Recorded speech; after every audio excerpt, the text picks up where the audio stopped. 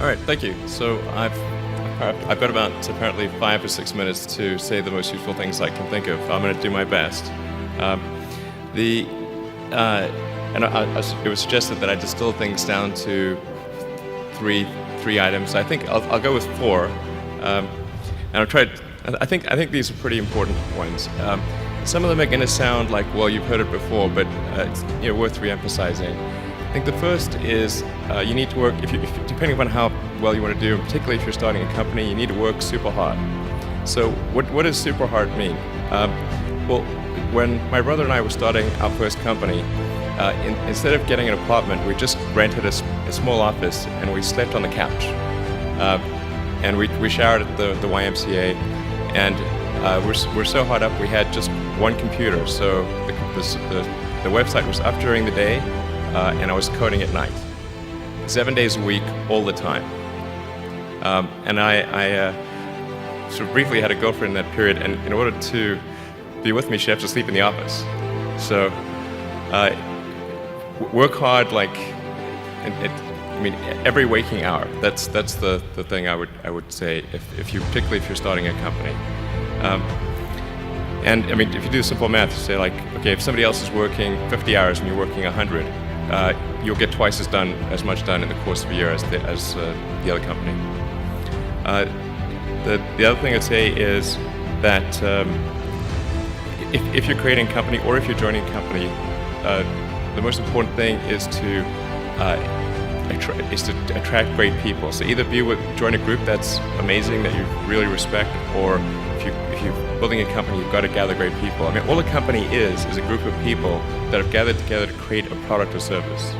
And so depending upon how talented and hardworking that group is, and the degree to which they're focused cohesively in a good direction, that will determine the success of the company. So do everything you can to gather great people if you're creating a company. Then I'd say focus on signal over noise. A lot of companies get confused. They spend money on things that don't actually make the product better. So, for example, at Tesla, we've never spent any money on advertising. We put all of the money into R&D and manufacturing and design to try to make the car as good as possible. I think that's the way to go. So for any given company, just keep thinking about, are these efforts that people are expending, are they resulting in a better product or service? And if they're not, stop those efforts. And then the final thing is don't just follow the trend.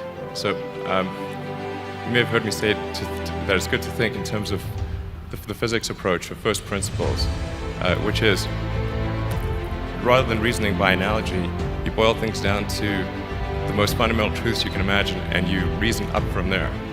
And this is a good way to figure out if something really makes sense, or if it's just what everybody else is doing. It's hard to think that way. You can't think that way about everything. It takes a lot of effort.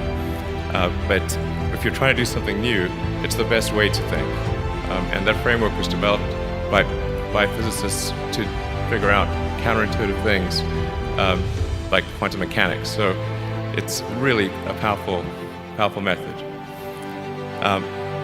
Anyway, so that's, and then I think that the final thing I would encourage you to do is, now is the time to take risk. As you get older, your obligations increase. So and once you have a family, you start taking risk not just for yourself, but for your family as well. It gets much harder to do things that might not work out. So now is the time to do that before you have those obligations. So I would encourage you to take risks now. Do something bold. You won't regret it. Thank you.